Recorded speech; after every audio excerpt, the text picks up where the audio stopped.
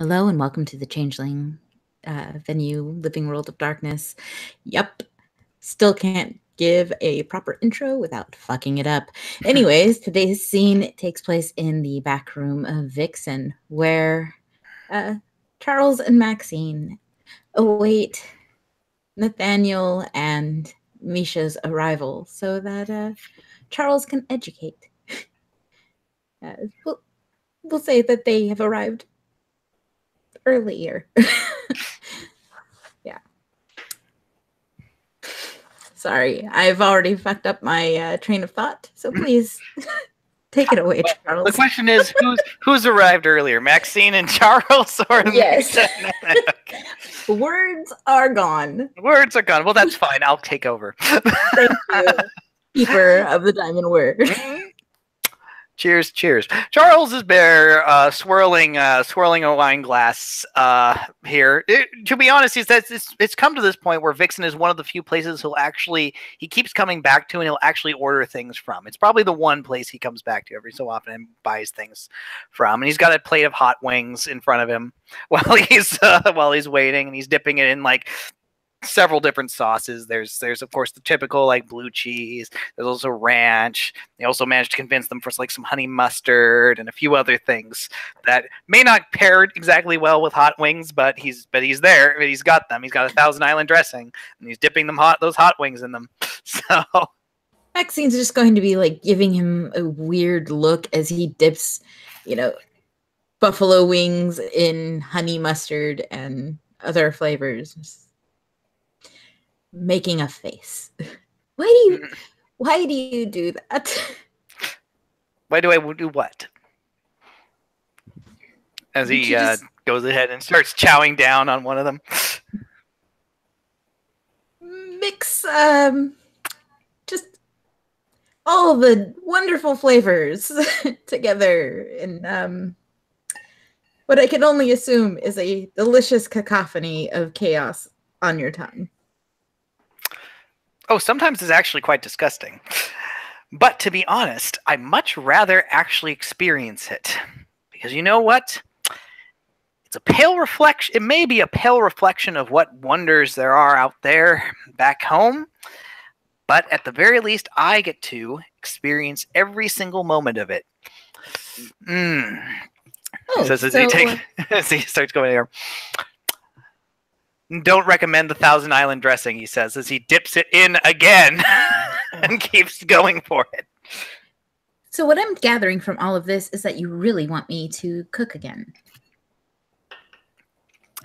As long as it's not that. I think I could really nail it the second time around, though. Let's try next year. Ah, yes. An anniversary meal. Perfect.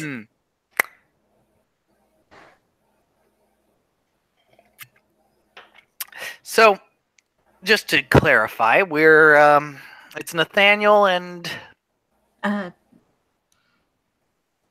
friend. Yeah. Nathaniel and friend.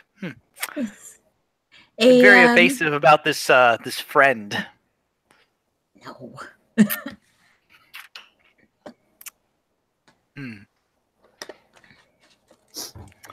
I have never been evasive about anything in my entire life, my dear best friend.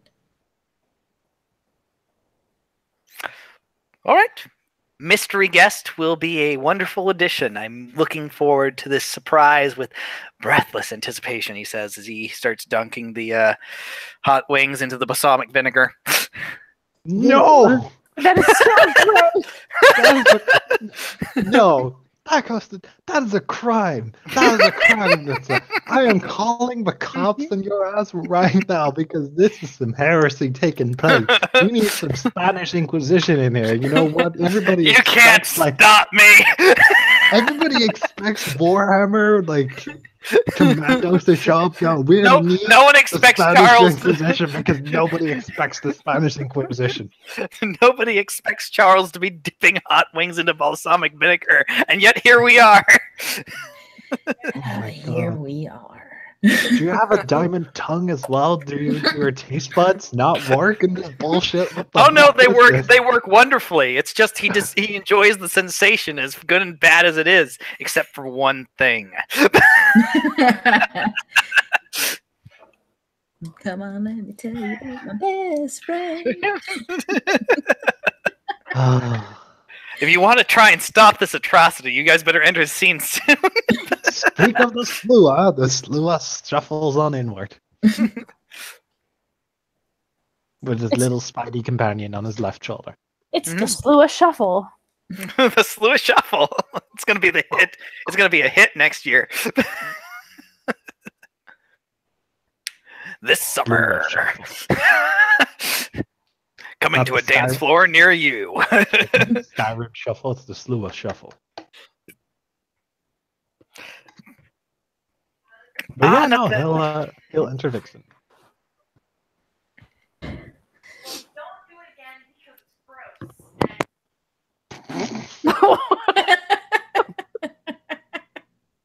That's pretty much the advice we wanted to give.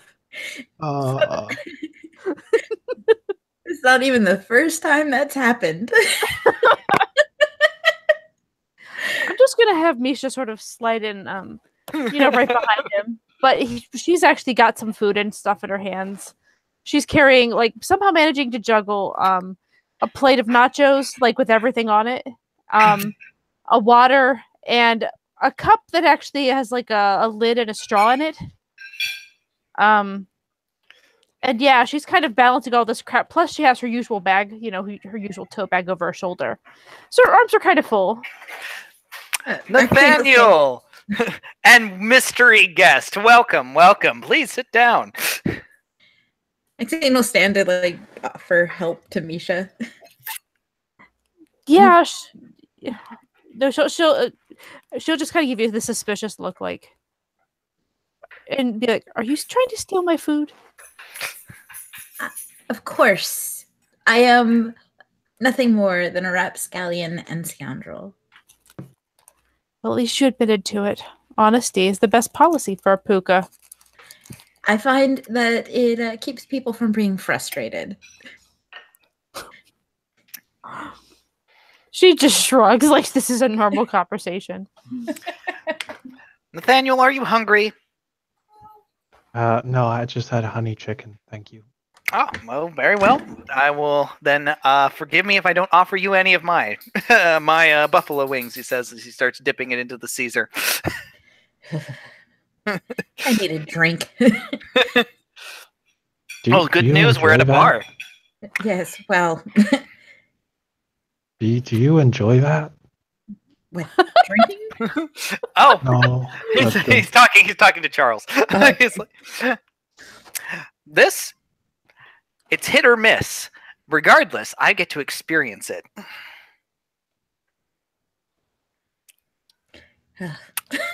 After all, you can ask our mystery guest here about the delicious pizza she brought one day. Probably the most disgusting pizza I've ever had in my life. It's not my fault you have bad taste. Well, I like to think he has excellent taste in friends. I most certainly like to think that I do. So I've been told that I'm to be giving a viewpoint today. Right. Most of it is all I know jack and nothing about anything. So I would like to learn something. Oh, I doubt you don't know anything. Well, Just probably what you know is very different than what you think you don't know. True. You've explained last time we were here your viewpoint upon the current situation, that is nobility.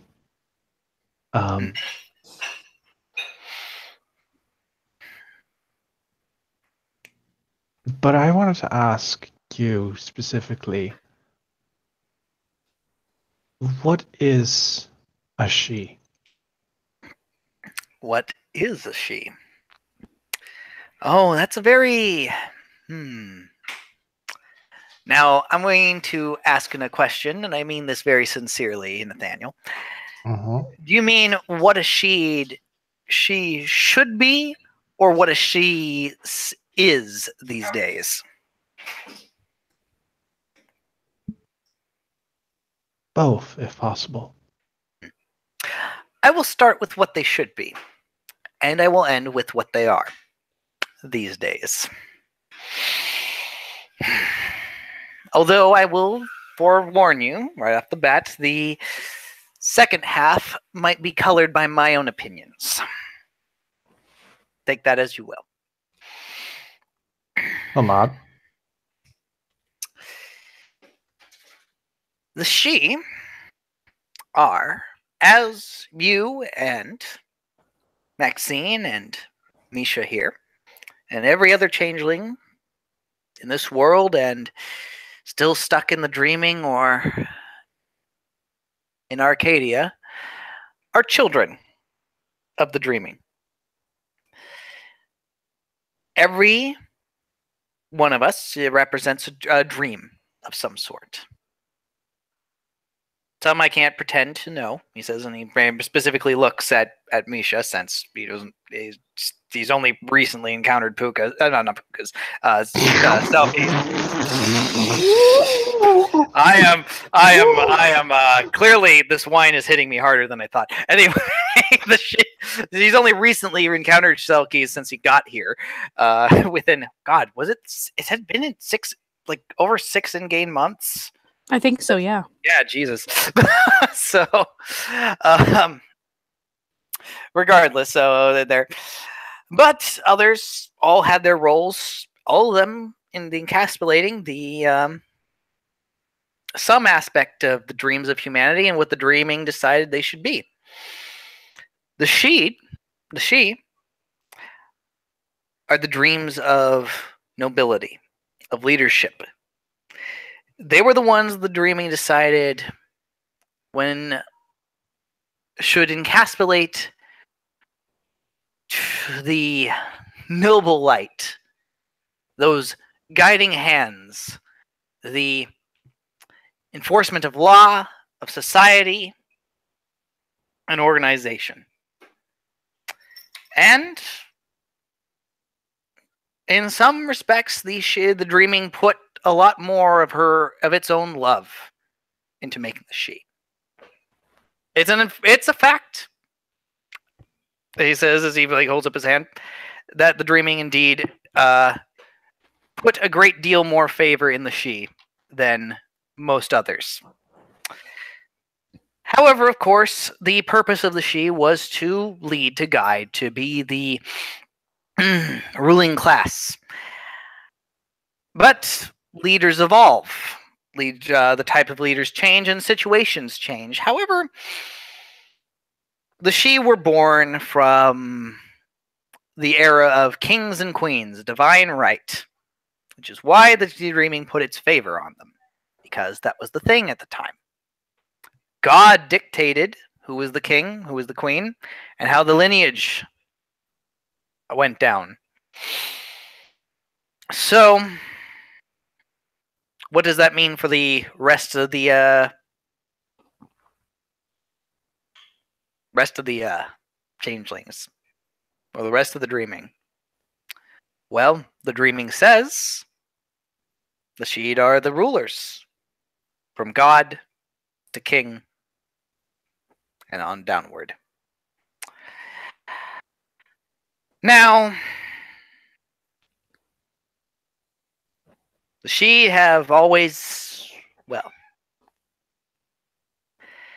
Sheed have ruled in their own ways and in many varied structures based on those societies, exaggerations. Some were benevolent, some outright tyrants. You have a flavor for every flavor you could imagine of a ruling despot. You could find that in she. Only take that to another level. But at the same time, we were given the right. We were given responsibility.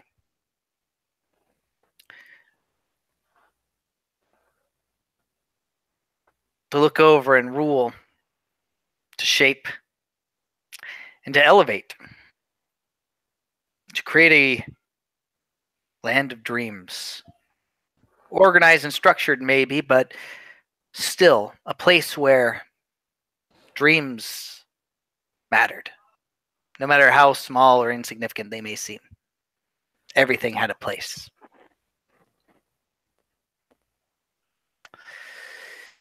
These days, however, as time goes on and the dreams of humanity shift, these days she seem content to sit on their laurels of divine right, rather than proving the reason of why they should be leaders. Why, let's face it, they were made to be leaders. Just as Puka were made to be what they are, what Slua meant to be what they are, and what Selkies are meant to be what they are. You get variations in between. You obviously don't have people who follow the stereotypes. That's just nature. That's just the nature of dreams. What you see is not always what you get. But regardless, we were all shaped to be something. To represent the dreams of something. And the Sheed were the dreams of leaders. But sometimes that leads to stagnation. The Sheed are all too content to rest on their laurels these days on divine right. The dreaming chose us, the dreaming created us to be the leaders from God to King on downward. So has tradition been. And thus we must keep the traditions, or else what would that mean? While humanity has moved on. Humanity has moved on from kings and queens, well, in some cases. I mean, heck, even in Britain. There's still a queen, but even then that's just it's more of a title with some influence. But really, who has the real power in that society? Parliament. Her word's considered, of course, but Parliament's in charge.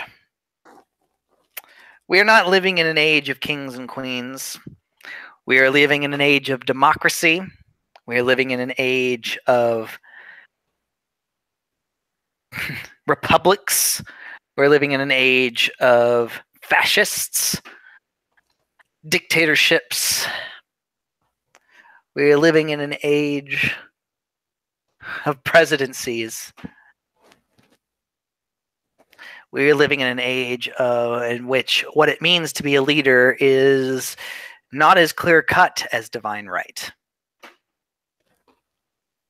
It's the voice of the people or those that enforce their will over others.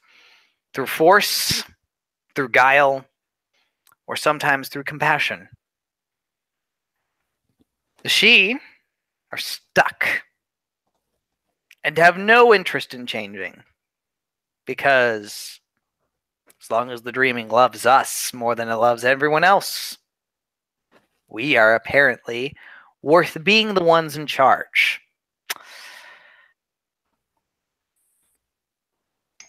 Now,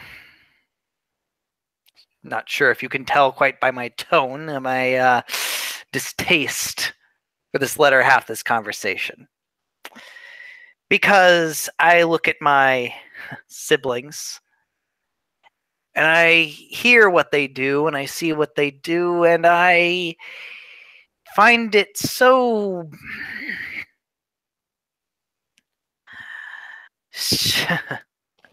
short-sighted isn't even the right word, because that would be actually imply that they actually could see. No, I look at them and I see people who just close their eyes and try to live their dream. Close their eyes, cover their ears, and just remember and just hold on to the fact that, yes, I am a king, a duke, a baron, a knight. I am all these things.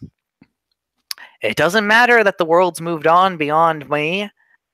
I don't need to change because the dreaming has dictated that I must be.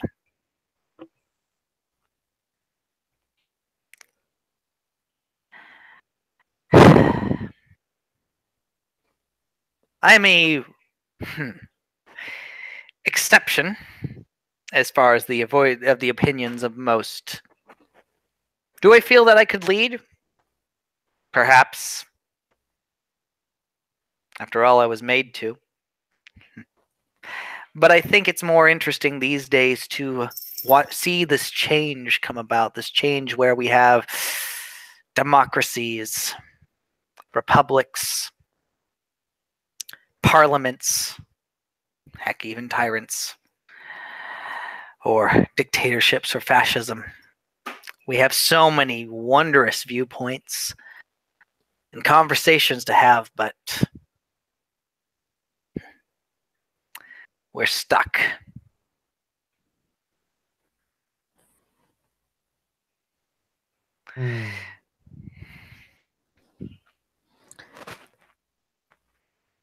Just gonna say, Misha's expression throughout this whole thing has been a variety of things. There are a few looks of disgust. There are a few looks. No surprise there. Yeah, she's not trying to mask it at this point. She just wasn't saying anything. She was letting you have your moment, but there's a few looks of really, a few looks of huh, and you get the idea. Most of it was, yeah. I mean, it's kind of what she expected, but kind of not.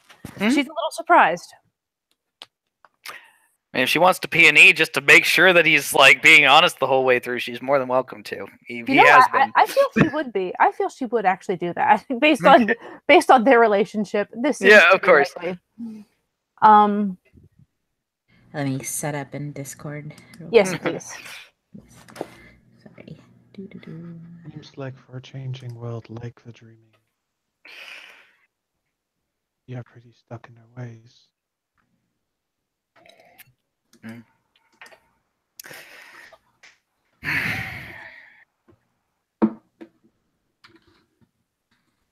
Feudalism existed far before the Dark Ages, however, so I wonder where that comes from. I always saw.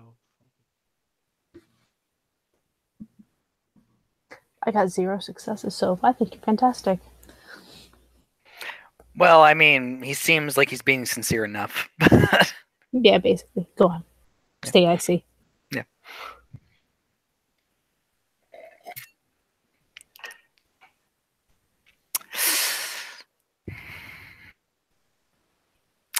But I'll be honest, Max. For whatever reason, you faded in and out pretty bad. I know you're being a slow and having to whisper.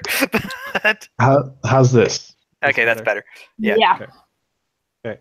Nathaniel said, for a changing world like the dreaming, she seemed pretty stuck in their way. And he also said feudalism, like kings existed a long time before medieval times, so why are we so stuck on medieval times? If it's tradition that we're talking about, why not go before that? Chiefdoms, even. That sounds to me a bit like an issue question. Feudalism was there because it all started out with, I own this land, that this land has food.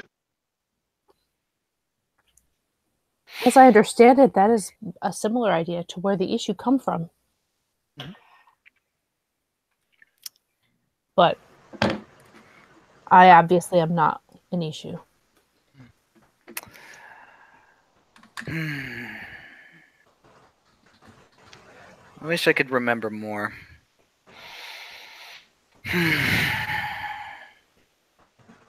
I'm gonna go get something to drink from the bar. I'll be right back. And Maxine stands up to leave and order a few glasses of wine to bring back. So yeah, she'll be at the front of Vixen if Minerva wants to see her. Alrighty. It ain't too hard. It ain't too hard to find her. There's a cacophony of shouting. A lot of obscenities. As Maneva is repeatedly slapping the shit out of one of the giant speakers and telling it that it needs to start fucking working right the fuck now. Goodness. I love knockers. I love them so much. Hashtag knocker. Yep. While Maxine waits for the bartender to pour the wine, she'll go over to Maneva. Hello. With the Maybe I can help. goddamn pig! Oh, hey, Maxine. Yes. Exactly what I was going to say. Anything I could help you with there? Put a finger on something while you tie a bow. It's fine now. Oh, good. So, fancy seeing you. Yep. There's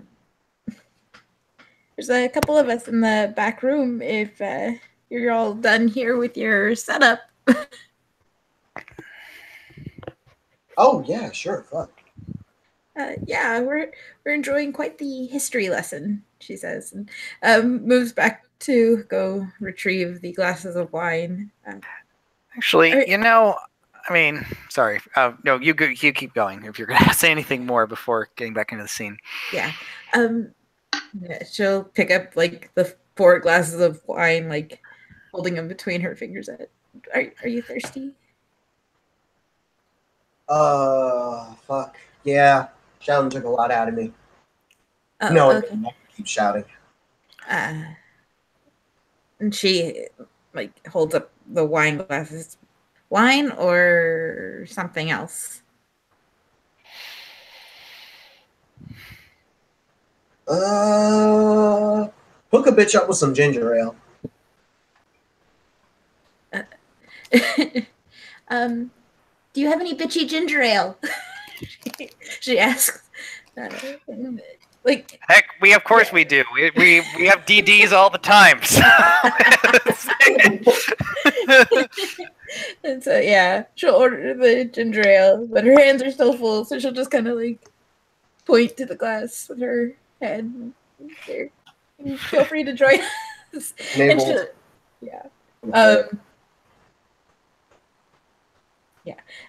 Maxine will lead back to the back room and bringing glasses of, we'll say Moscato because she likes fruity shit. So.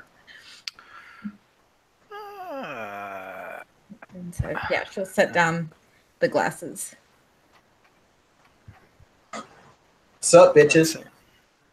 Maneva, you're missing. I'm sorry that you came in so late. I just got done giving a good explanation to Nathaniel here about what the Sidhe were, what they are today, and opinions about them, about the both.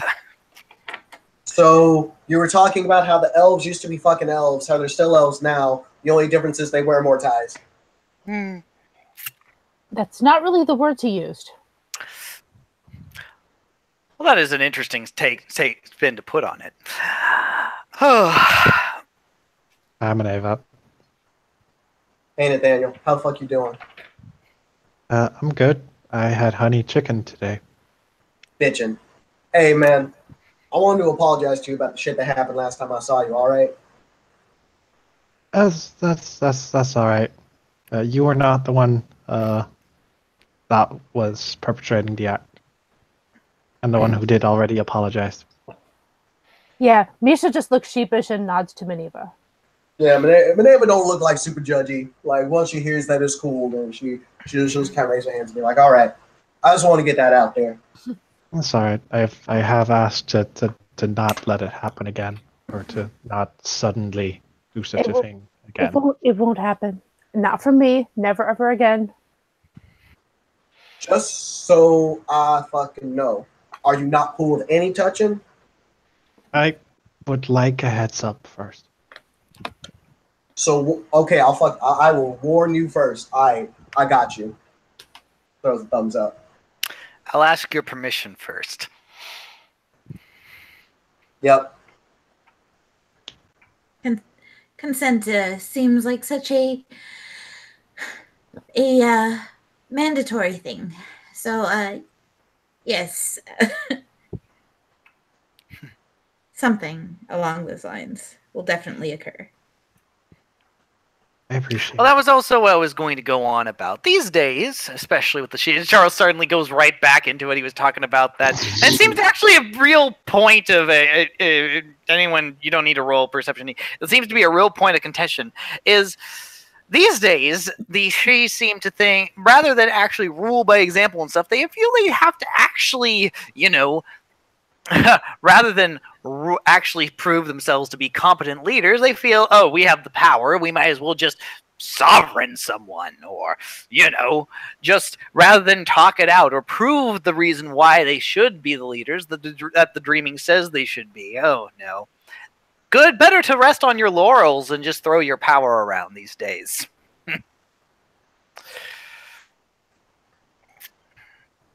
That sounds lazy. Oh. It's nearly catatonic, let me tell you.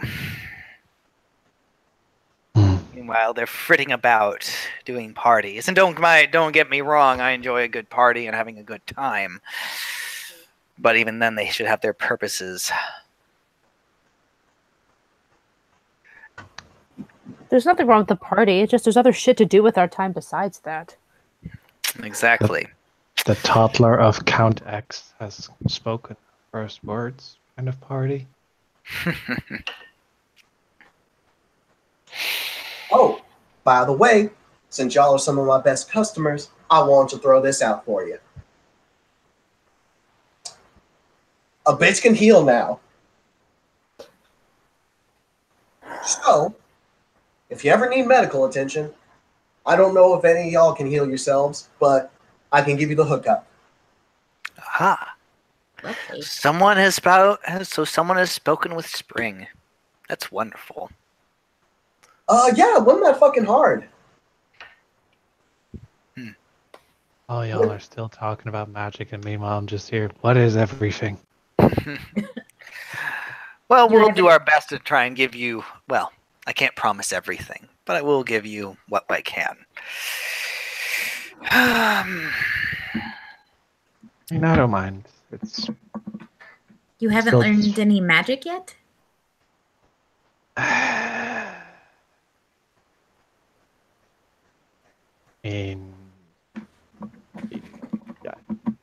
Yes, no.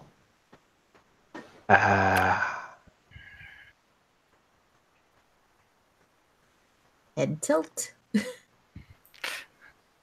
Oh, okay. Do you want to get Magic 101? I don't know. Sure, I guess. All right. Minerva takes off her jacket. Luckily, this isn't going to be Julian's kind of explanation, because Julian would have been like, I'm going to teach you about some fucking magic. But Minerva will say, all right, the first thing to fucking realize is, all right, so you know how in Harry Potter, all the wizards, they all do their fucking thing and they wave their fucking sticks around and they say their incantations just fucking right, otherwise the spell fucks up? Mm-hmm. It's nothing like that. Okay. Magic doesn't come from the mind. It doesn't come from specialized shit. It doesn't come from classes. It comes from your gut. You know that fucking feeling that you get when you get an idea that you're very excited about? Mm-hmm. It's that. That's where the magic comes from.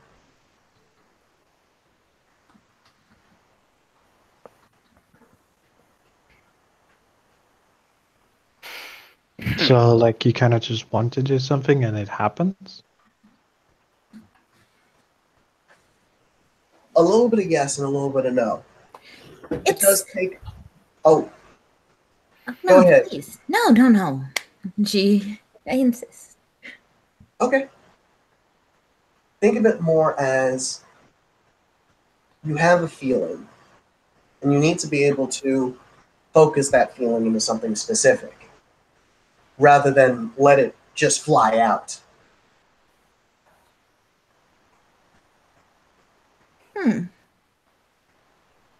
Well, that's one avenue. How would you describe it?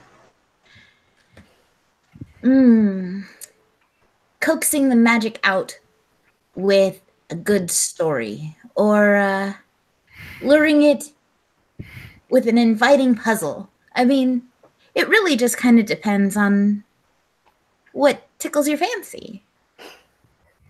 Misha just kind of looks up and she's like, honestly, the only magic that's ever seemed to work for me very well is an unleashing, and I don't suggest that route. Unleashing is very subtle. You might miss it. As you can already see, Nathaniel, there is as much as there's a difference between the dreams that we all at this table represent, there's a difference of opinion of what magic is and how magic is done. Whether it's guts, whether it's conversation, whether it's unleashing. Or in my way, the way I see it, it's a conversation.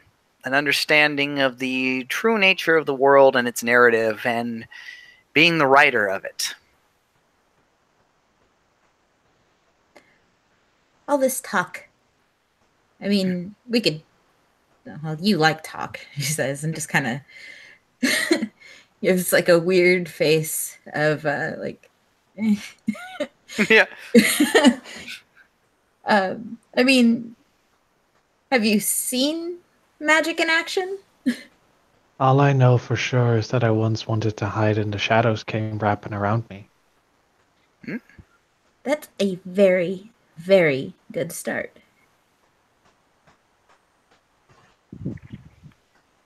Now imagine that you could do that without just saying you wanted to hide. Let's say it was a legitimate fear that you were trying to hide from. What if you could just say you just didn't want to be seen whenever you wanted?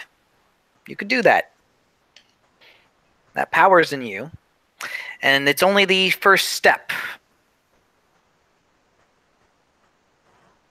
Because there's always so much more. Now, as I said before, and as everyone has dictated here, the way they view magic and how they do their magic is a little different.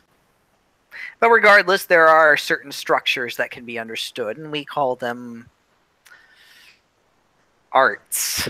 And he seems to slightly grit his teeth at that, though he's like doing his best to try and keep it like, you know, polite, but like it's just like that it's like so beneath to call what they're capable of doing.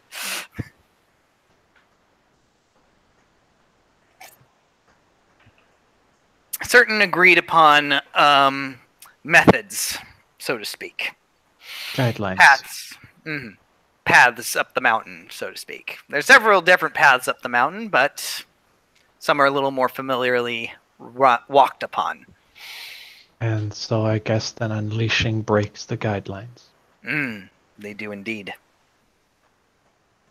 Granted, you should still have at least a theme in mind with what you're going to do when you unleash, but once you let it go,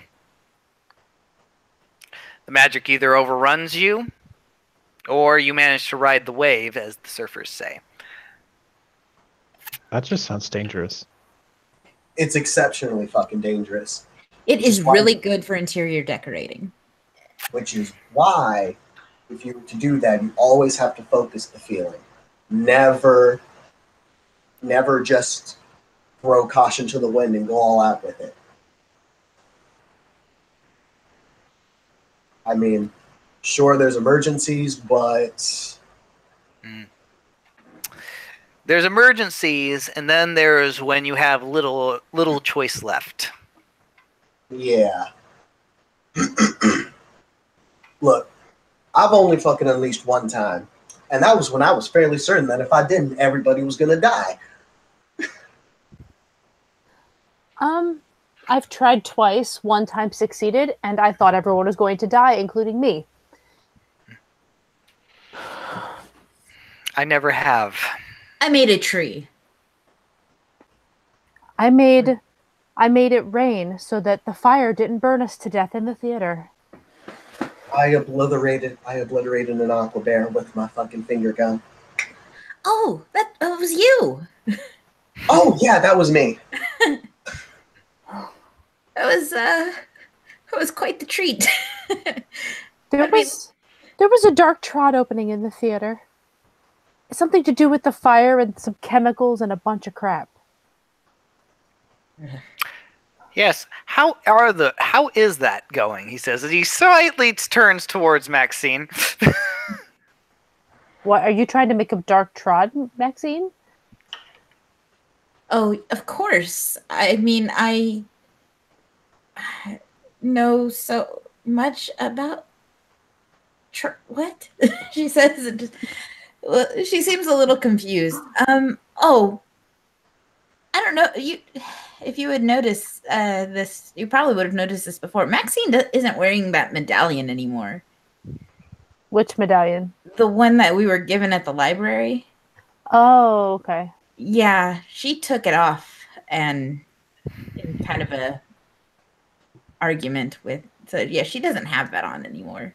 So she's just kind of like seems a little confused about a bit of that. But, I mean, yeah, it sounds great. Sounds like something I'd do. That sounds worrying. Are you okay? Terrible. I'm absolutely despondent, she says, and just kind of sips at her wine. Well, let's talk about feelings and things that you've done. So you say you've wrapped yourself in shadows before. Anything else strange that you've managed to do? Whether it's through a feeling of need and an event happening? Or is that it? Your only foray in towards what might just be magic? I've looked at people and I could see if they were ill or not.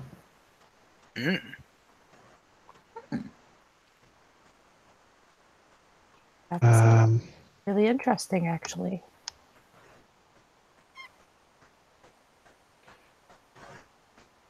I made people think I wasn't here. It's like most of what I do surrounds me hiding.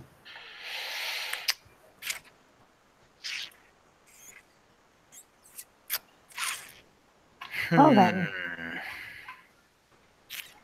That sounds pretty useful to me, says the girl who seems to kind of sneak off all the time.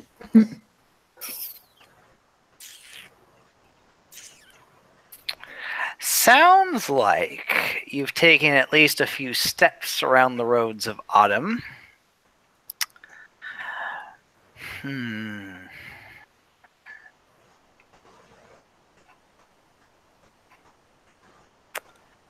Being able to tell someone's health, having the shadows bend to you to hide you away, that seems to speak of autumn.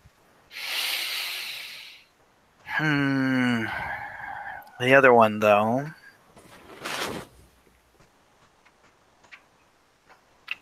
Making people forget you're there.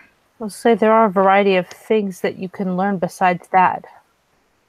But most of us do start with some kind of latent magic that we just naturally know.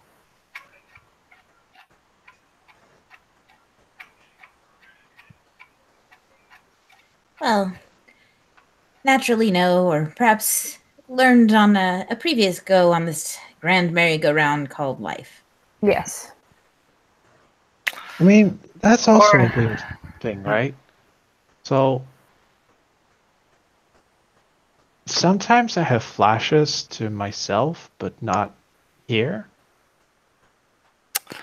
Oh, is it this this is not something that I'm equipped to discuss about. I think that's best with the rest of you. I wonder why. Lol. It's because he's correct. Mhm.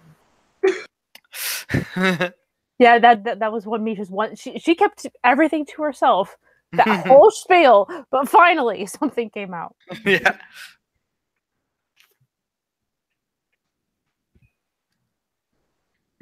Is that normal? I don't experience that. I've heard of people that do. Who knows what normal is? This is a fair question. Yes. I mean, yes, we are the epitome of normal as we sit here and discuss what ways we get to bend reality to our specific whims.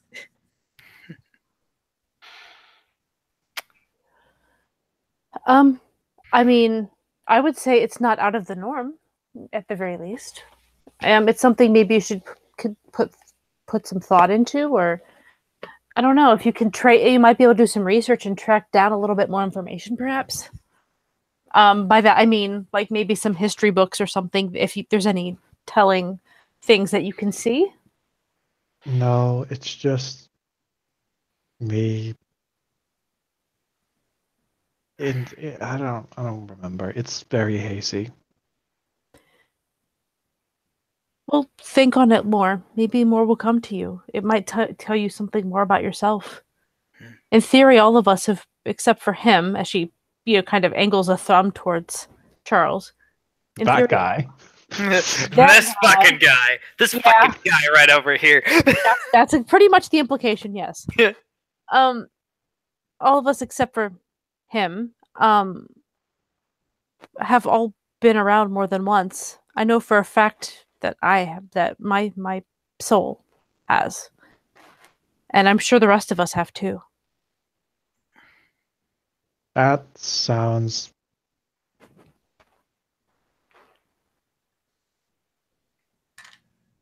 I'm not even gonna question it. It's probably best not to. Just let it sink in. Mm-hmm. That's not really that far-fetched, really. I mean, the idea of, coming back, it's reincarnation. I mean, that's not like a new concept on this world. Mm. The Hindus have definitely put quite a bit into that in their Bhagavad Gita. The whole idea that you'll come back as something else, something new, and maybe with each cycle you might come back as something of a higher status before eventually you escape the wheel.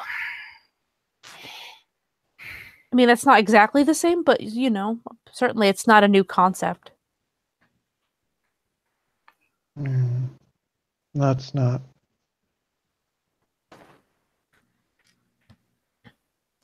I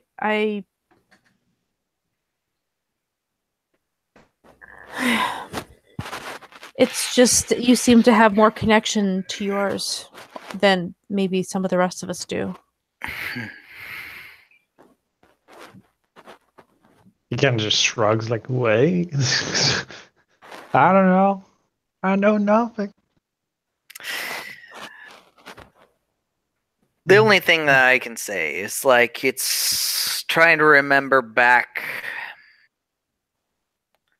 countless aeons, except in your case, or the case of the others around this table. It's trying to remember yourself in another time, another life. For me, looking back, it's only my life. It's just there's so much time to remember. And of course, having to come through, sometimes it gets a little jumbled.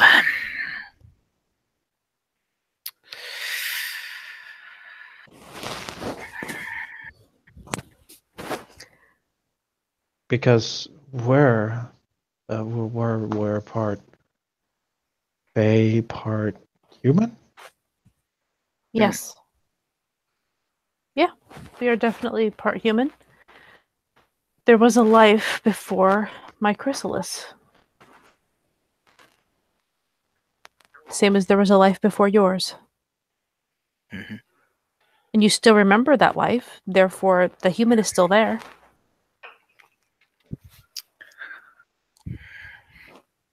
Anti-human is the Fae. This is just weird. That's fair. It is weird. But you know what? We're weird. We're the deviants here compared to all of the millions of humans out there.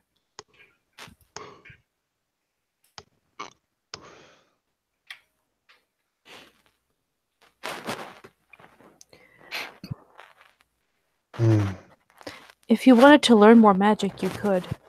Most of the time, the way that goes about you would go about doing that is if you find someone who knows something that you want to learn, you ask them if they'll teach you. A lot of times you can trade something else for that.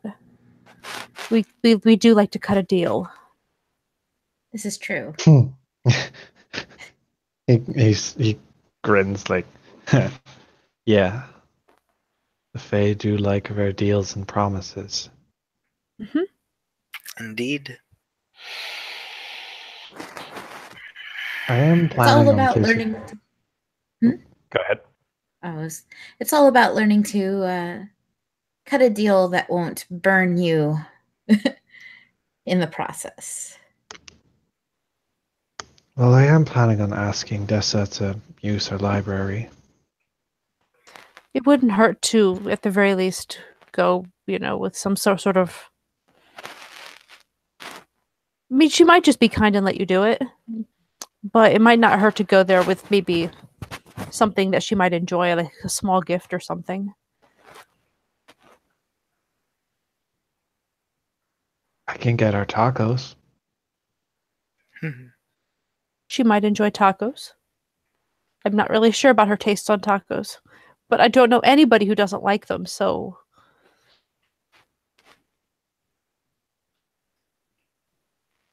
I mean, you're both Slua. If there is a possibility that your taste you might be able to pick out something she might like that the rest of us wouldn't even guess.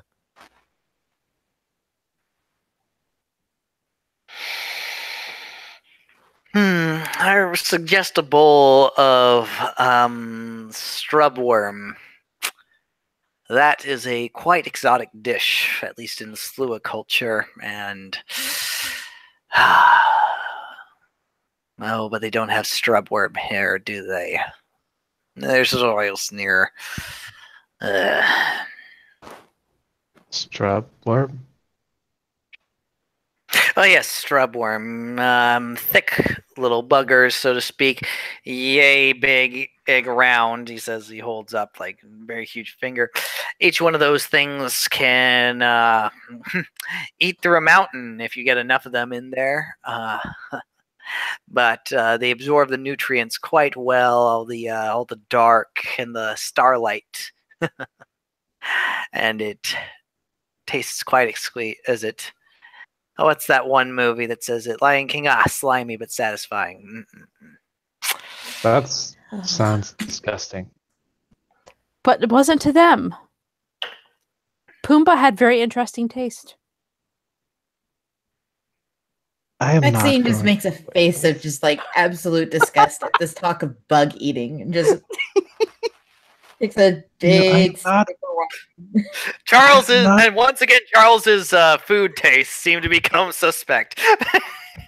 I am not going to give someone insects to eat.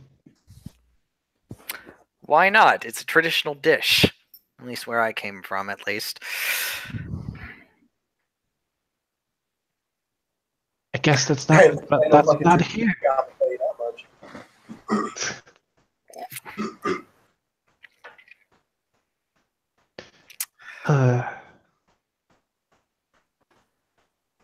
So weird. So weird. Sometimes, especially when things start to press a little too hard, you need to take a step back. Sometimes you just need to sit back, accept and absorb the knowledge you have for the time being, and not worry about it for a little while. And then when you're ready for more, you come back or you explore for yourself. Just make sure not to step too far back. I'm just glad I have people to talk to, honestly.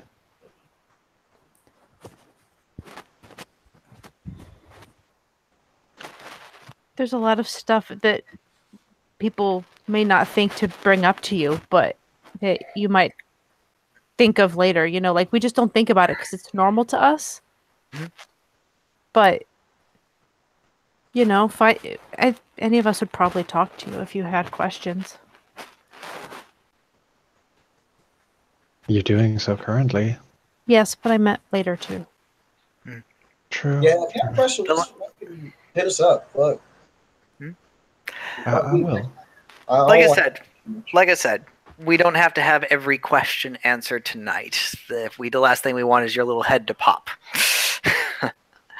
If anything, just accept what we've given you so far, absorb it, and when you're ready for more, ask. And watch what people do with their magic. And that's probably the best way to find out what people have, because most of us don't just walk out and say, "Hey guys, I know winter." You know winter? Oh yes, I know every cantrip. Amazing. Look, I just announced it because y'all are my friends and my customers too. Oh no, it wasn't implying anything about you. I was just making a joke. Like most of us just don't like. I mean, do you walk into every conversation announcing the magic you can do? No, not fucking it. Right, exactly. So that's what I'm saying.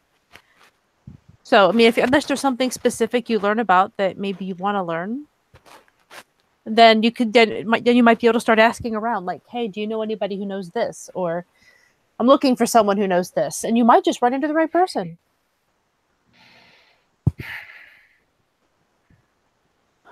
I mean, for now, I just want to learn what I can do, sort of. I do have one question for you, Nathaniel, actually. I think we touched about it last time, but my memory might be a little boggered down on a number of things. How long have you been like this? Before... Let me check my XP log. Now loading. Now loading. The now loading screen. Ah, lordy. Mass Effect elevator music is playing.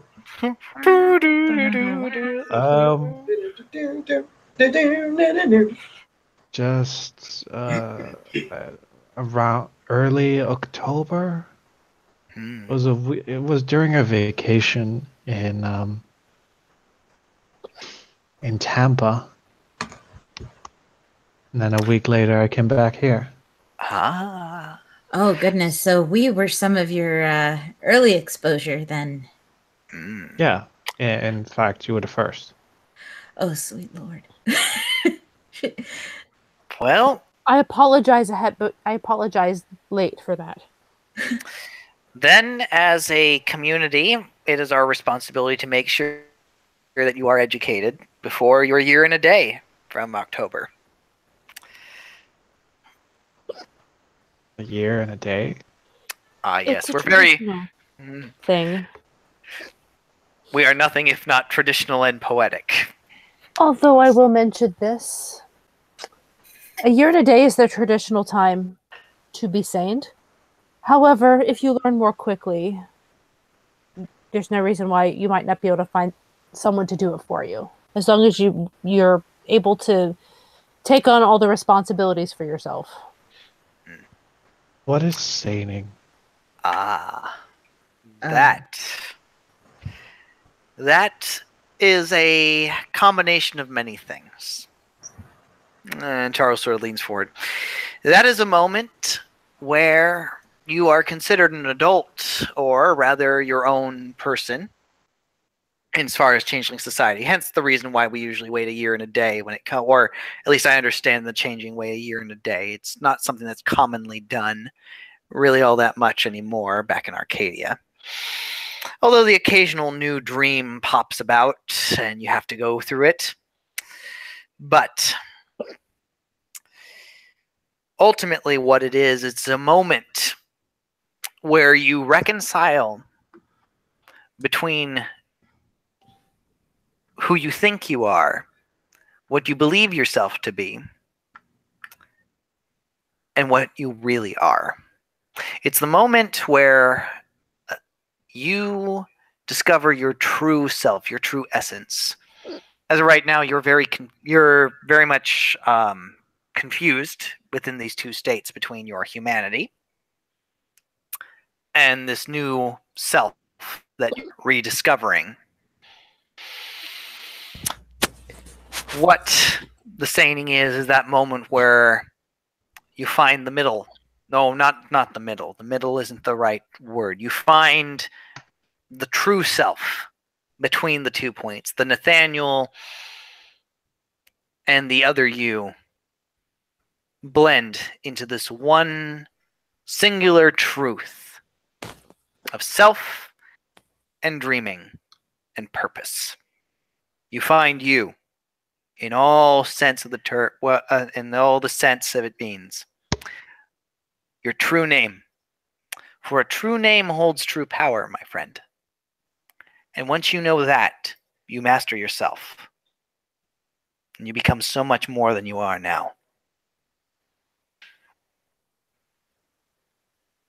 It's funny how you say that, because the name Nathaniel, ever since I changed, I guess, seemed to ring a bit hollow. You don't have to use that name among us anymore. You can choose another if you prefer it.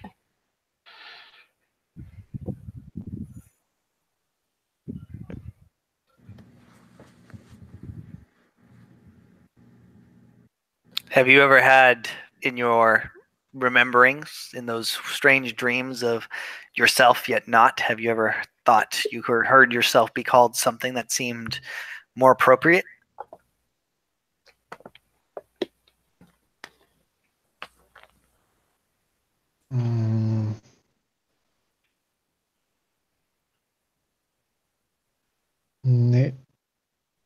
Nimran? Nimran is a name that keeps popping up. How does it feel? Familiar? Yes. Does it feel a little more real? Less empty? Less hollow?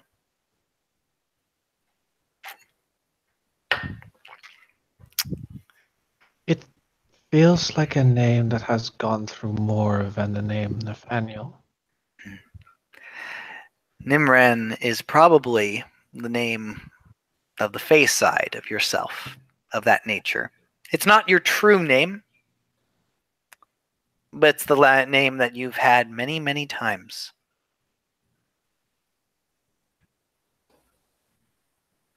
It's like how I'm, for example, I'm Misha and I'm Alice.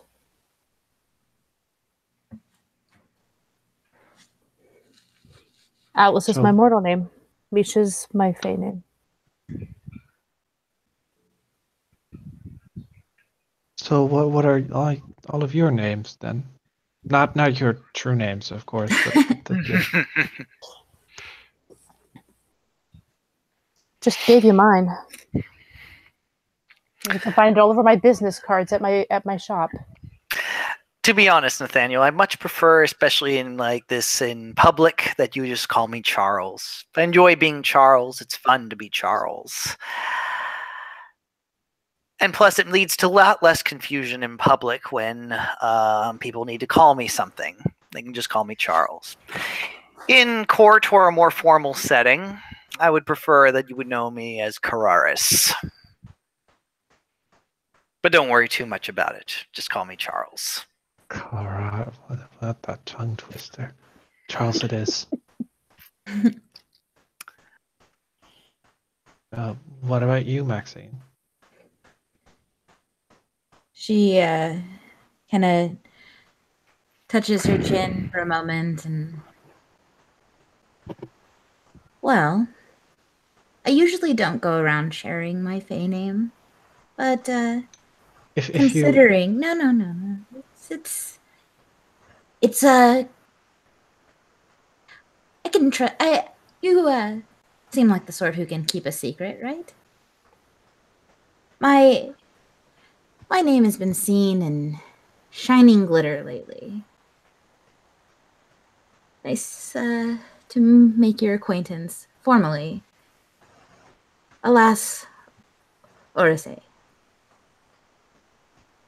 Aurora. I don't remember what my fucking last name is. Alas. Alassie. Alas. No, it's Alas. I still But don't get why the choice of glitter. I like things that shine. I should have known. She glances towards Charles's mouth. And he just beams with those pure diamond fangs. And her glance turns into a glare. Aurorier? Is that how you say it?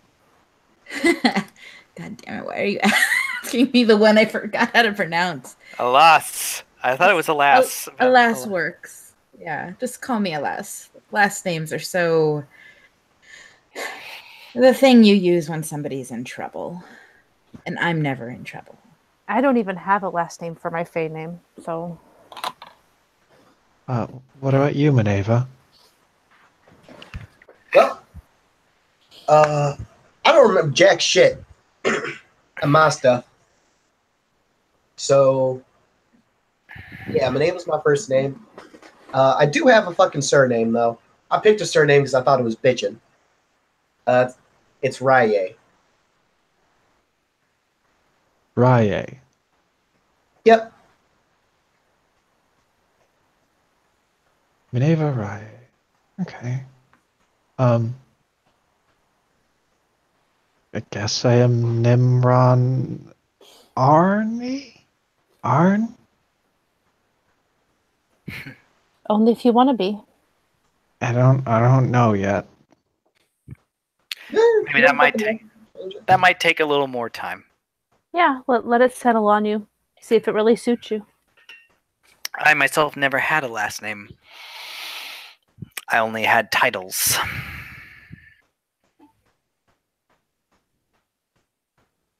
Oh.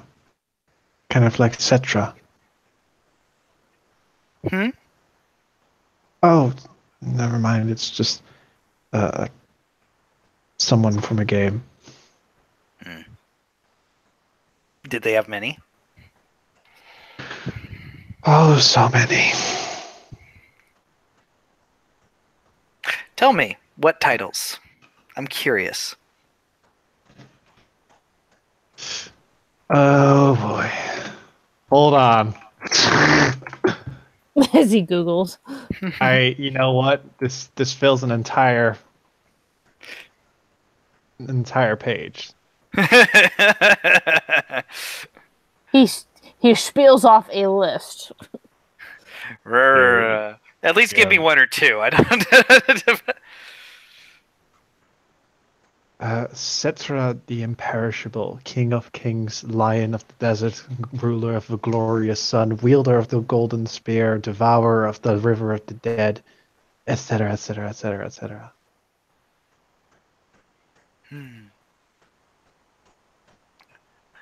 Very wondrous, very evocative and stuff. Yes, my titles were very much the same. I only have one now these days, but it's the one they never could take from me, because it is all that I am.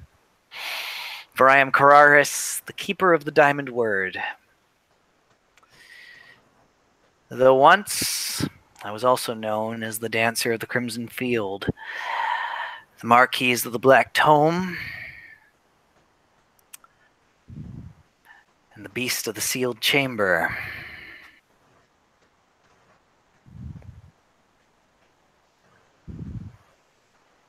Sounds impressive. They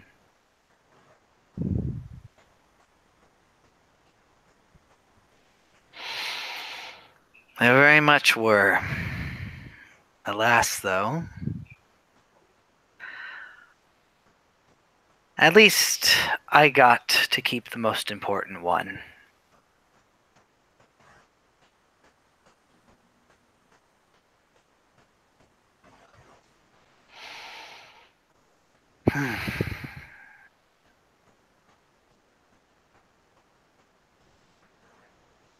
Are you comfortable with it?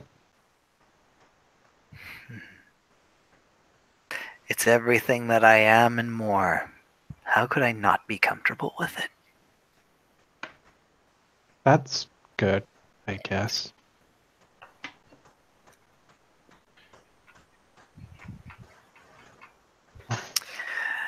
You'll find one day when you understand, when you find your true name.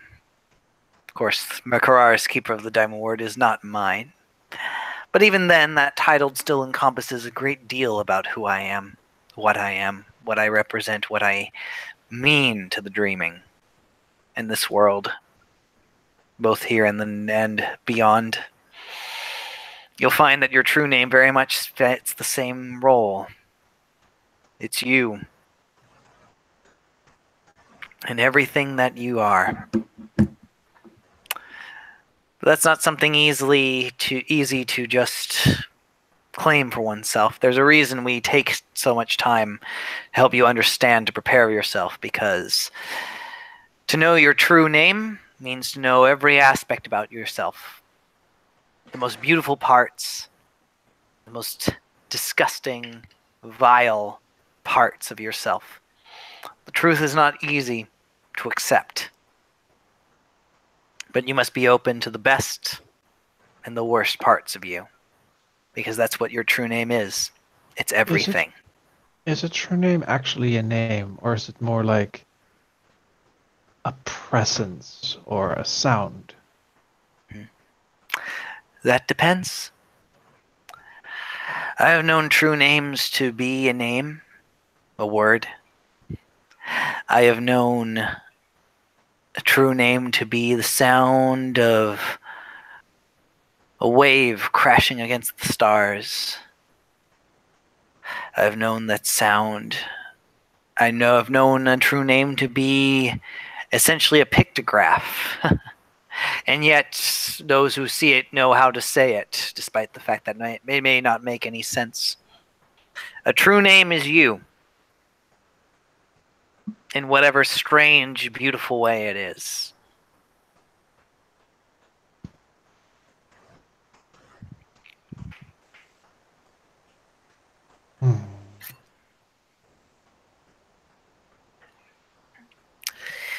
And when the samening comes around, it's up to you at that time on who you want to have as a guide to help you find yourself.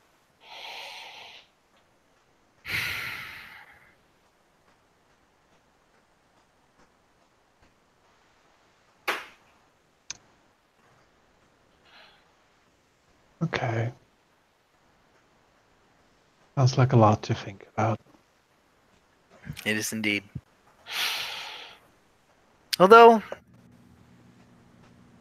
I could be mistaken, but I feel like we've given young Nathaniel here a great deal to think about, and I think it's time to move the conversation to something else. Nathaniel will nod. It is appreciated.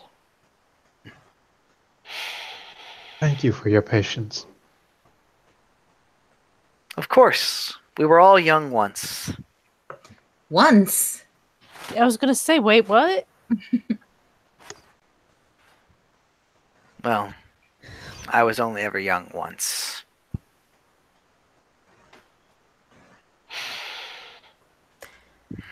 I plan to stay young forever. I could help you with that. I know you can, but that would really hurt you after a while.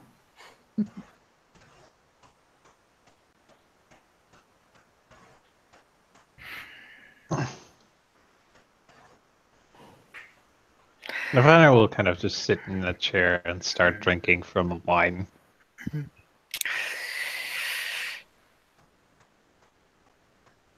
Charles begins to mix dips together and start dipping his buffalo wings. Oh, No. Maxine slides a glass of wine that she brought several, and just kind of tries to use that glass that she's sliding towards Charles to push some of those sauces out of his reach. He'll get around to it eventually. You just Let me- wait. Let me help you out there, buddy. Oh, thank you, he says, and he takes one of the wings and dips it into the wine glass. Oh, See, now we're getting to the heresy. I thought we were at heresy before. This was a lie. We are currently at heresy. Misha, hurry, give me your spice rack. I want to unsee this. I haven't started carrying that with me just yet. Terrible. Absolutely the worst. I will do my best to pick some up for next time. Yes. Well, since we're at Vixen, who's up for some karaoke? Oh. I can't sing. Oh, that's not the point of karaoke. You just do what you can. It's okay. Not everyone can sing. As long as you don't fall off the fucking stage. What's the Maxine? Hey. I can shine when it's important. I mean, I'm sure you got to shine after you fall on the floor. I feel, you know me, my performance history so well. Yeah, bitch, I remember. Mad or not. Well, yes, you speak true. Every single time I've ever approached the stage, it has been nothing but catastrophic disaster. People have gone deaf for miles around if I actually make it to sing, and, well. Well, the only way you'll ever get better and make it so that less people go deaf with your singing is to keep trying. Well, After did you all, bring earplugs? I don't think I have to worry about earplugs. After all, despite how heavy that drinking night was, Misha, not Misha, sorry, he wouldn't have made that slip. My bad. Despite all that drinking, Maxine, that you managed to convince me to do, I still remember what happened that night, and I feel like maybe, just maybe, I can try again. She just kind of stares at him kind of wide-eyed, which is an easy thing to do for a rabbit. Or a hare, even. Jackrabbit. Hare. Yes. Not Yes. exactly. Yes. I am actually going to pass on this one. I showed a friend around the city today and I'm a little tired. Of course. No worries. We won't keep you up. I hope this night has been very educational for you, and I look forward to furthering that education should the time come. It was very helpful, thank you.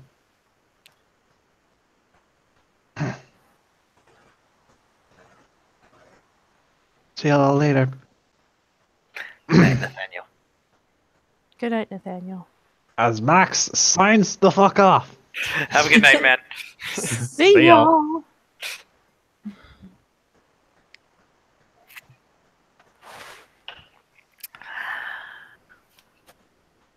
Well, anyone else? I think Misha said she's going to sing. She said it very quietly. She said it so quietly it didn't happen. Nah, that definitely fucking happened. I remember that shit happening. Can't back out now.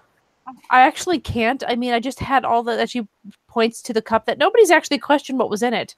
The one with the lid and the straw.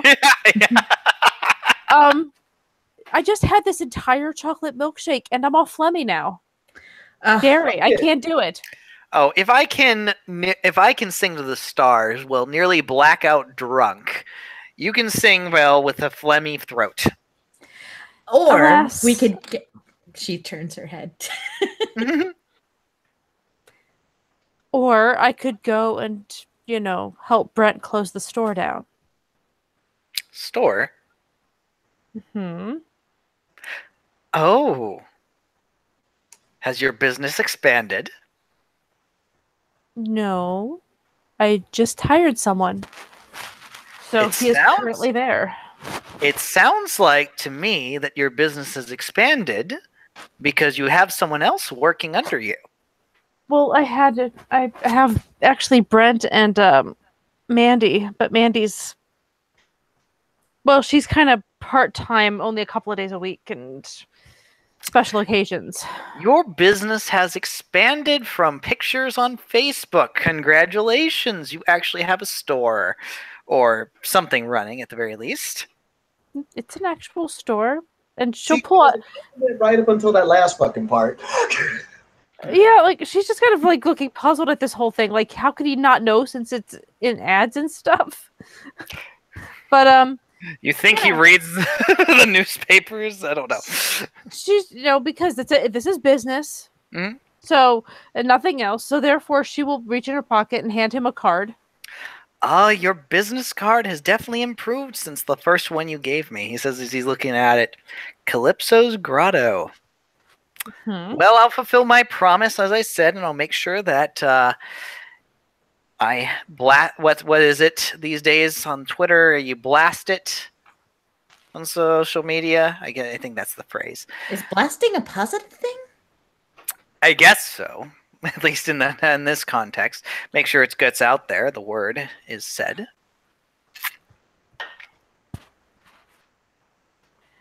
No, Brent's someone I met actually pretty recently, but yeah, he's an issue. So he is my first, at least mostly full-time person, and probably my only one for a while. But at the very least, I can get out of the store once in a while, so that's a good thing.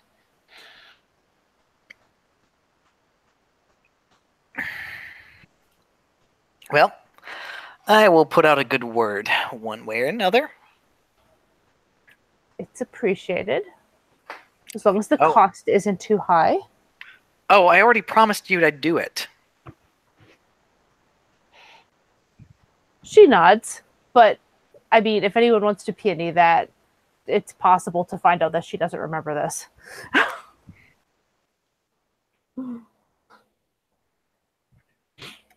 I will, in fact, try to hide it, but it depends if anyone's looking. No, Charles doesn't seem to care. He's more concerned with the fact that he's keeping his promise. That's all he's caring about. Yeah, so she's nodding, like, mm-hmm. Oh, sure, that's great. What? When did he say this? Pretty much. Pretty much how that's going. Because she doesn't want to deny it, because that could put him on the other side of the situation. She doesn't just keep him on her side. Yeah. You don't remember that I promised you that I'd make your business successful? How dare you? Yep. Yeah, that kind of deal. Just pricks her finger on a spinning needle and dies. No, what? No. Misha knows Charles. I mean,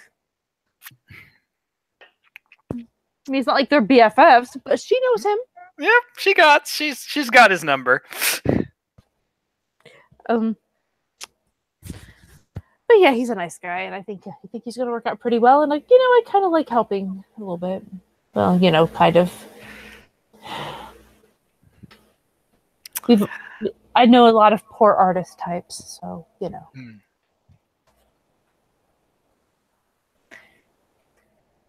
It's nice. Don't get me wrong, I love my store, but if I stay there all the time, I'm gonna go crazy nitpicking everything. So he makes me leave. Sometimes.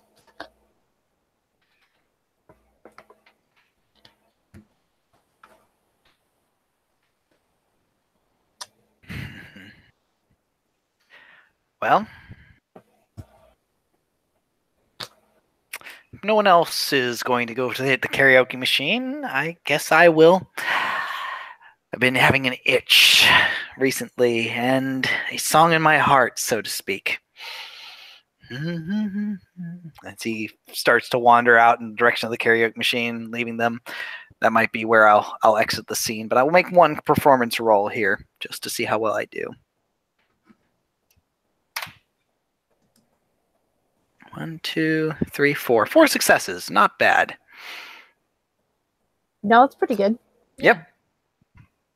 Not singing to the stars quality, but still pretty fucking good. Yeah. So whatever song he sings is good, but I think that's going to be the end of it, and I'll leave you guys to talk some more if you want, or whatever you want to do. Anyway, you guys... time to shit talk Charles. Yep. Now that I'm not in the room. All right, folks. You have yourself a good night. You too. All right. Bye-bye. Bye.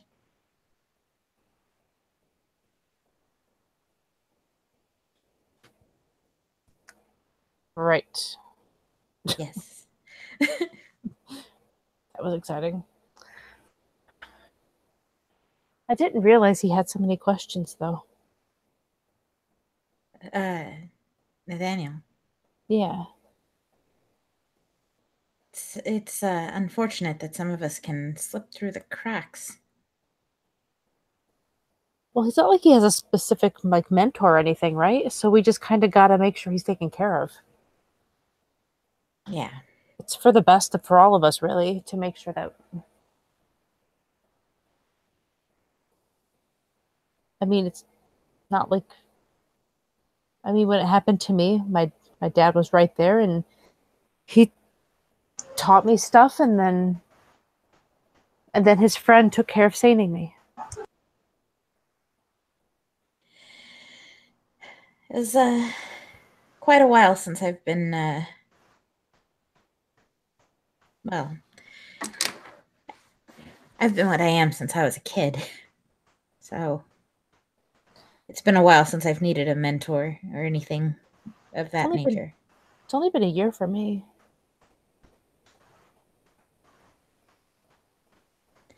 But I was saved after like 8 months or something. 6 months? Something, I don't know. That year and a day thing is really traditional. Yeah. Lots of fun courtly pomp and circumstance that I'm just so eager to get stirred into. Did William let you know about our lovely foray into Brownie Town? A bit. Well, I mean, you mean the one visit that I heard about, I think. Maybe. I don't know. Head tilt. Possibly. Well, some lovely individuals that we originally saw in Manhattan have decided to pick up and move their charming efforts to my neck of the woods. It's such a fragile neck I have. You mean my neck of the woods then too? Indeed, which is why I'm surprised you haven't heard about this yet. Well, I guess he forgot to mention it. Nobody's perfect.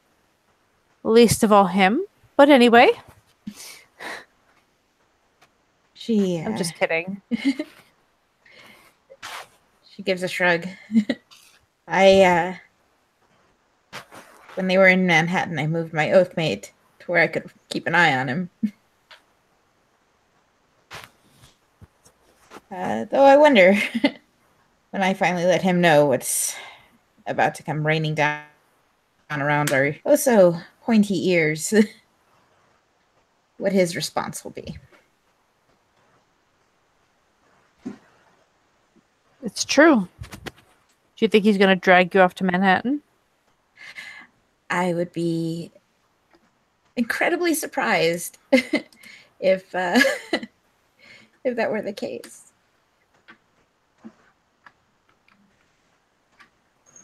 Well, unless you actually want to live in Manhattan, be prepared with a firm absolutely yes, because that's the only way you can answer that.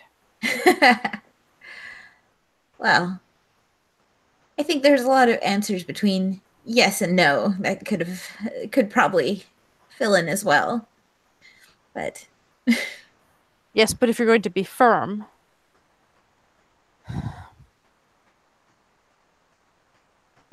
it's something to keep in mind, and I will definitely keep that in mind.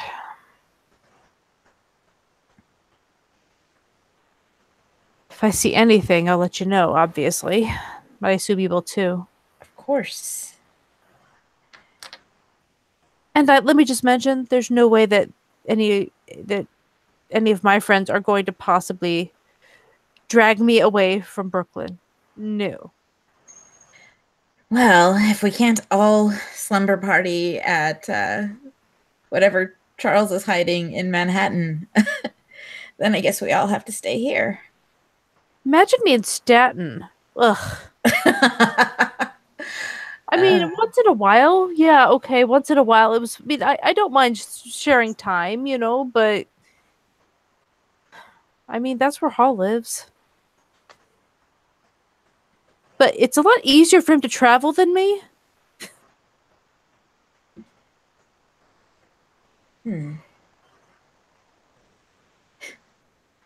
Did you know we have nobility here? She said, seeming kind of distracted by her thoughts. Brooklyn? Yeah, we have an Ideal or something. Yeah, I mean, I guess, I knew. It was weird seeing them all brownied up.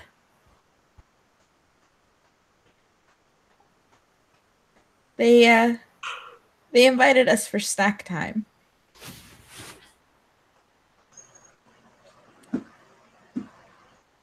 Snack time.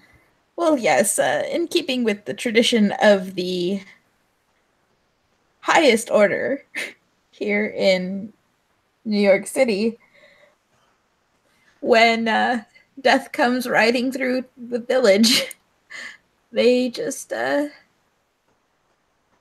continue sitting with their thumbs up their impeccable posteriors.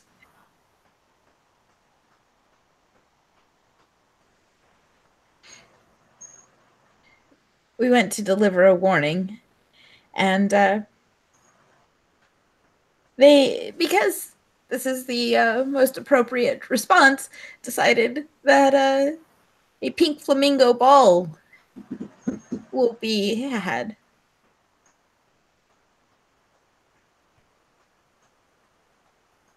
What? And she gives a shrug. I have no idea why they would possibly ever consider throwing such a somber event. But yes. And she like puts her fingers to her temples. How is this city still standing? Paper clips and bubblegum are holding it together. Also us. We might be the equivalent of paper clips and bubblegum. Nah, bitch, we industrial strength duct tape. So much faith. Gotta fucking have some. Speaking of that, Maniv, I've been trying to get a hold of you. Oh shit, really? Mm-hmm. Fuck, my bad. What's up? You need some? Yeah, I was hoping you might make something for me. Like, what you need made? Well, I don't know if you've been... Well, I haven't seen you, so if you've been by the store, like it was while I wasn't there, but there's enough space upstairs that I'm making it into an apartment. It's taking some time, obviously, because it wasn't really good usable space yet. Mm-hmm, mm-hmm. But what I want to do is I want to make one of the windows into something that like a bird could unlock from the outside. Like maybe so I'm thinking like some kind of a bird lock. Like maybe something they could just poke with like a beak into a tiny little hole that nobody else would even realize was there. And then it would like spring the window open enough for them to come in. I'm thinking hall, yes. All right. But I also want it to be lockable from the inside, so if I don't want it to be open that way, then it's locked. So, in a way, you're giving them the key to your apartment that you can revoke at any fucking time. Exactly. Let me if hit me up sometime. What I'll need to do is I need to look at your shit. I don't think there's anything like what you're describing. I think I may have to fucking invent something for this. Which I'm perfectly okay with doing. That's why I was coming to you and not to like my construction guys. Yeah, because I could see why it'd be a little weird for them because they'd be like, "Why do you fucking want birds in your place, Misha?" Because my boyfriend. Wait, no, Right. she don't know that. She don't know that. Never mind. Out of character. So my friend can fucking show up like, "Wait, your friend's a bird, bitch? What the fuck?" Yeah, no. Yeah, no, I mean, I don't mind having them install it. I'll just tell them it's a lock that I bought and have them install the thing. Or I'll install it myself. I don't care. But it's really just getting it made. Yeah. Yeah, if you don't need installation, you can handle that. You do you, but I can definitely get the thing made for you. No problem. Yeah. That would be good. That would be Um, totally good. And I can totally show you what I'm actually getting a bigger window put in, but I might do it on one of the smaller windows instead of the really big one. Now let me ask, how soon do you need this? Within and she's gonna kind of she's like, 1 second, and she'll kind of pull a notepad out of her bag and kind of flip through it. And she's like, somewhere between 6 and 8 weeks is probably what I'll be moving in. Between 6 and 8 weeks. I can get it to you before that time, for sure. Cool. Just we could discuss price and all that. That's cool. Yeah. And don't worry, I ain't gonna fuck you or nothing. It's cool. I know you got my back on it. It's fine. I'm also going to have like to make it a little easier. I'm gonna put like window boxes like right outside, so to make it easier to land. Okay, so you need you need like a platform for them too. Yeah, but I'm just gonna use like a window box like that. So it just looks like there's plants because a bird can land in a planter. Yeah. Okay. All right, I got you. Yeah, so that's easy. I can handle that on my own. Mm-hmm. It was just I would just be like, I like plants, and they'll be like, oh, okay. Yeah. Much. Yeah, it makes much more sense. I feel you. Yeah, I mean, I realized after I came up with this idea that it was pretty much like offering a key, but I'm not quite there yet. So I kind of want to be able to flip it off. Like, nope, not today. If I'm mad. I feel you. I feel you. Yeah. Sorry, a little awkward and weird. Oh, it ain't awkward. I'm sorry I didn't get back to you on that shit. It's okay. Figured I you're got busy. a lot of orders real quick. Well, none of them are this unique, right? I have not yet made a bird door. I ain't gonna front. I kind of dig it. I dig it.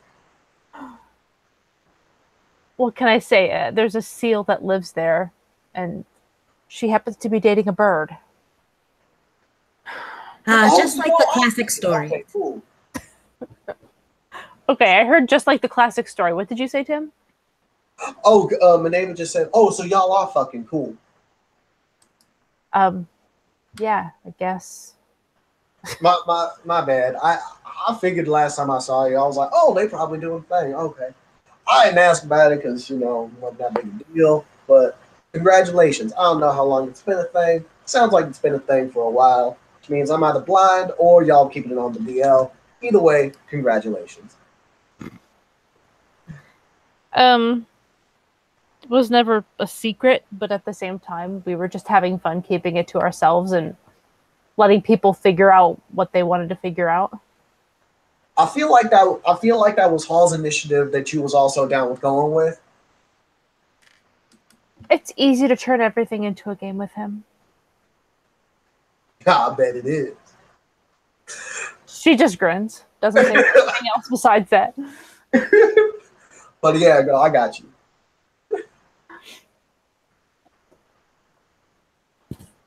Yeah. Cool. All right. Oh, I just figured I'd ask. I didn't think you'd say no to business, really.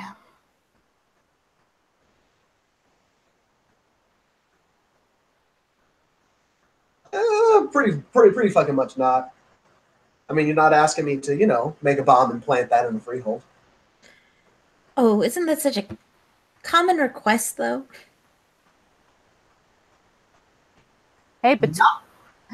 I No. mean, Actually, I was thinking of trying to find that lovely little innovator. Okay, he was not an innovator. That his shit was fucking second rate. I can make you a better bomb with some scraps.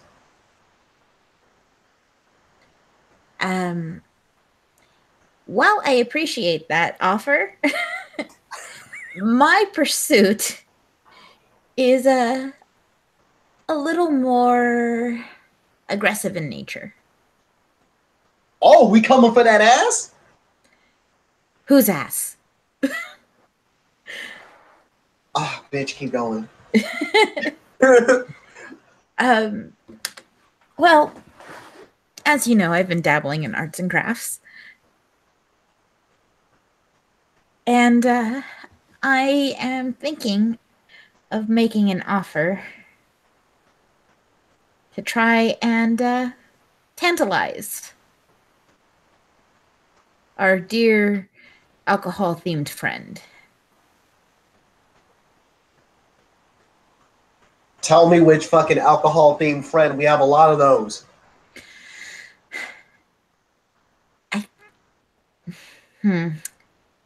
One of these names. What was it? Tell me if it's Foxy bitch.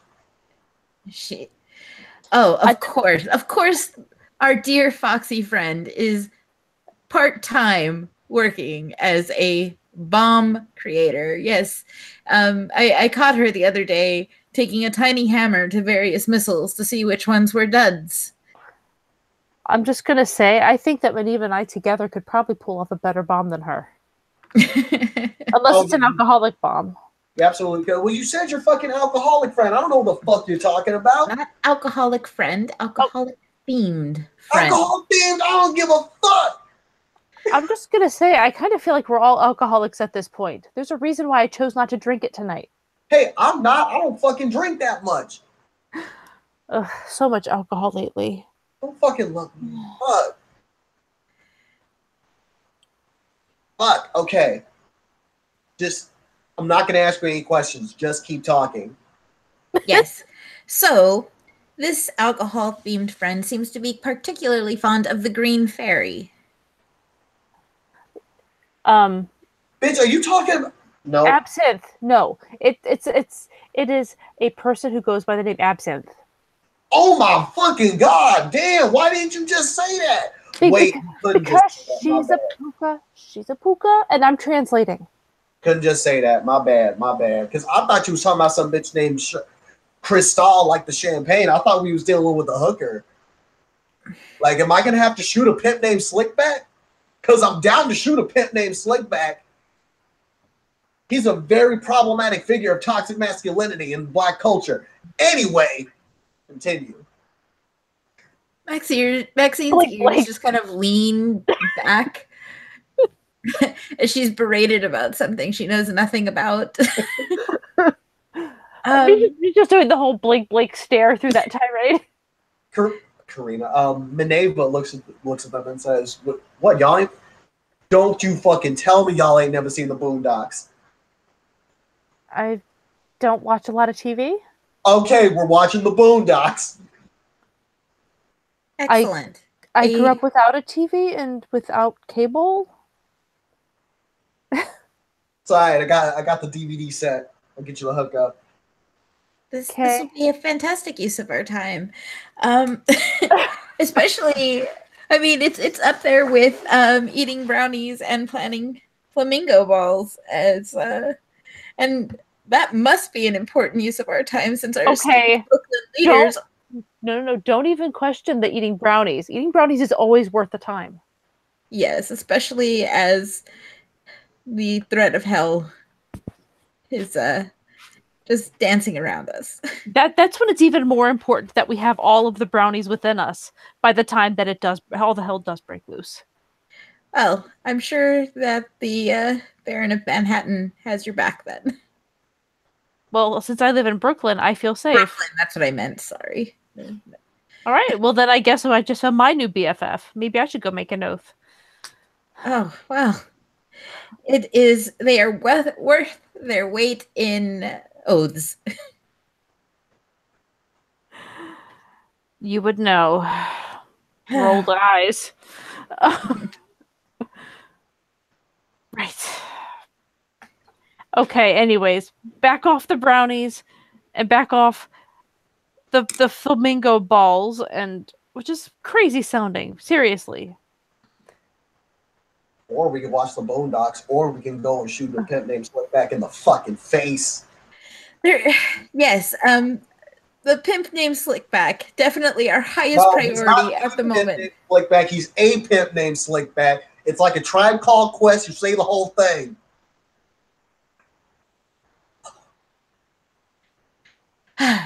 You were so irate about this. She like adjusts so she's facing Misha directly. So I've tried to discuss this with certain petite individuals that we share mutual acquaintance. Yes. Boggins are fucking skinny. 8-foot tall blue boggins. Those. Okay. But it seems that every time I try to bring it up, something distracts. So I'm going to go ahead and just discuss this with you, and you tell me how dead I will be at the end of it. Blink, blink, blink, blink. Small nod.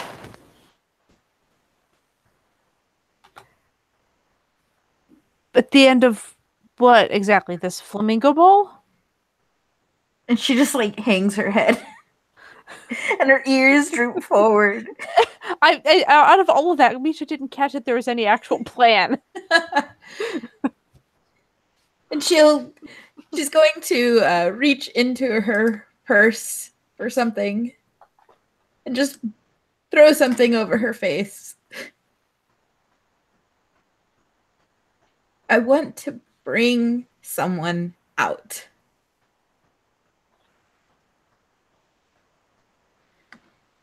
Are you catching my drift? And I'm assuming you'll tell me to what end. She takes off the mask and puts it back in her purse. To his end. So you want to use a lass to lure out Asshat. And she taps the side of her nose.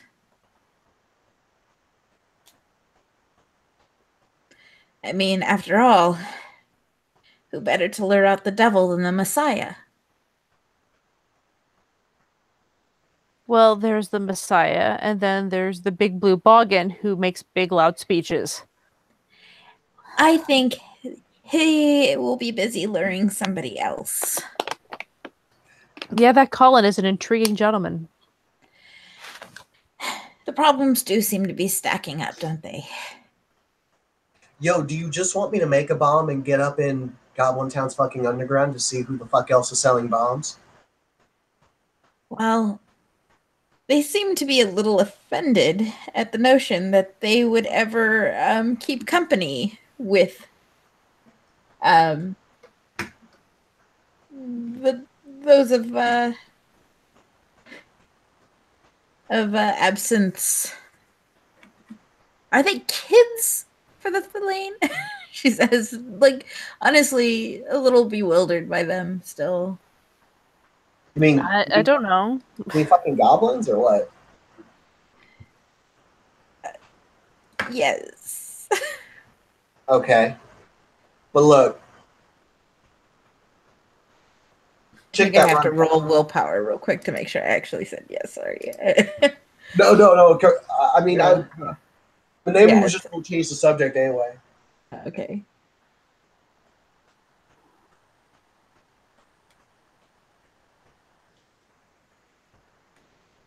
Sorry. So many fucking questions get thrown at Puka, the kid that can't answer them, that sometimes I'm like, wait. I'm supposed to bullshit here. So. Well, I mean, earlier I specifically made what I was going to say into a statement so that you could say what you wanted to say. Yeah. You know that whole, I assume you're going to tell me what you mean by that. Yeah. That was, I wanted to say something else entirely.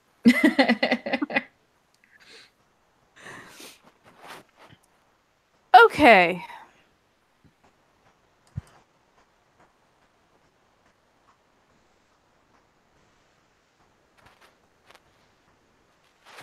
Right. My head is spinning and I haven't had a single bit of alcohol today.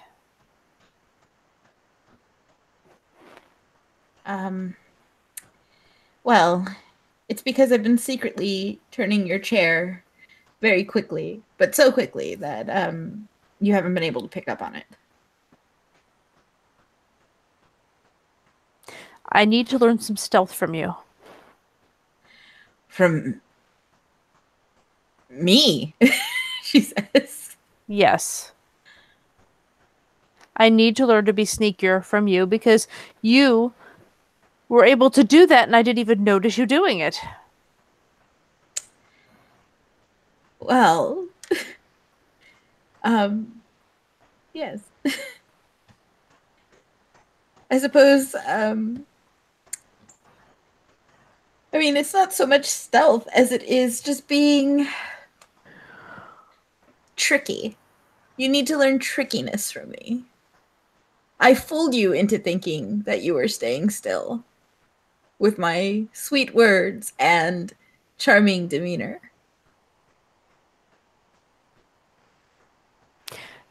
All the same thing. As far as I'm concerned. Whatever it is, you gotta teach me. Oh, very well. We'll just add it on to the lessons that I'm already going to be giving you. Hey, you're getting something in return. Yes. All right, then.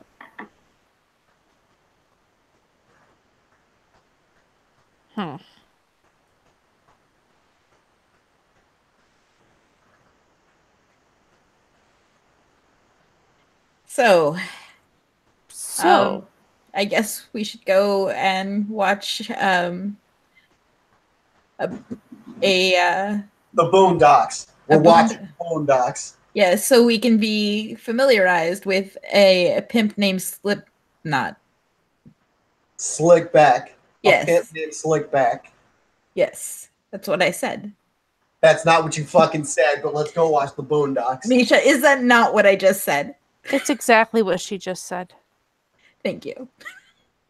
As Misha gives a very sage nod, and then looks at Midiva and shakes her head. Let's go. Now, out of character, have either of you seen the Boondocks? Yes, No. I've seen all of them. No. Oh, Not okay. once. So, what Misha will be introduced to is an animated television series centering around a family known as the Freemans as they live in Woodcrest, a suburban, really far away, kind of town. Robert Freeman is black. He is the grandfather of two children named Huey and Riley. And they are the only black people in like that entire area, and they get to deal with all those shenanigans. The show is also it very much comments on black culture as a whole. Very interesting. This sounds slightly familiar. Did it come on late at night? Yeah, it was an Adult Swim show. Okay, I may have seen like a half an episode here or there. I will throw this out there. Christy would not like it. I mean, I think because I probably watched it like it was late, and so I was like, eh, whatever, and moved on. Yeah, I don't think you would be very much a fan of it, considering what I've seen you be into. Like, it makes sense. I mean, it wasn't like the worst thing I'd ever seen, but it wasn't like didn't catch my attention. If it's the one I'm thinking of. Yeah. Yeah. Okay. Anyway. This is where we can end the scene, right? Yep. Yep. Okay. Thank you, players, for playing. Thank you, watchers, for watching, and we'll see you next time.